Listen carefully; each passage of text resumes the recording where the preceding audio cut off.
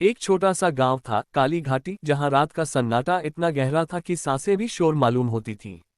गांव के बीचों बीच एक पुराना मंदिर था जिसका घंटा सालों से खामोश था।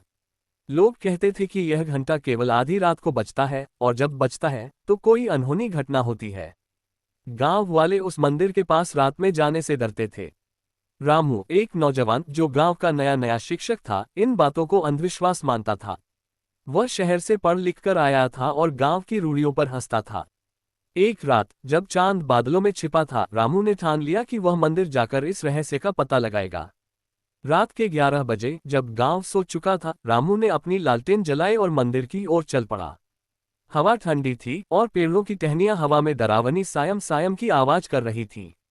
मंदिर का दरवाजा जर्जर था और जैसे ही रामू ने उसे धक्का दिया, एक ठंडी सिहरन उसकी रीढ़ में दौड़ गई।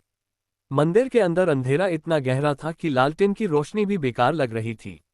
मंदिर के बीचों बीच एक बड़ा सा घंटा लटक रहा था जिस पर धूल की मोटी परत जमी थी। रामू ने पास जाकर घंटे को छुआ। वह ठंडा था जैसे बर्फ का बना हो। उसने सोचा, ये तो सालों से नहीं बजा, फिर लोग डरते क्यों हैं। तभी आधी रात हुई। अचानक बिना किसी के छुए घंटा हल्के हल्के हिलने लगा।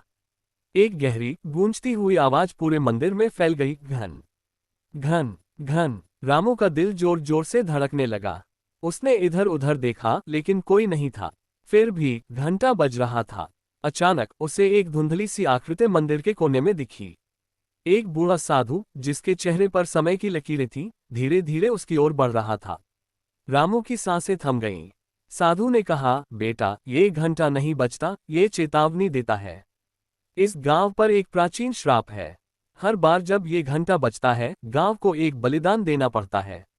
रामू ने डरते हुए पूछा, कैसा श्राप और बलिदान? साधु ने गहरी सांस ली और बोला, 100 साल पहले इस गांव के लोगों ने एक निर्दोष साधु को मार डाला था, ये सोचकर कि वह जादू टोना करता है।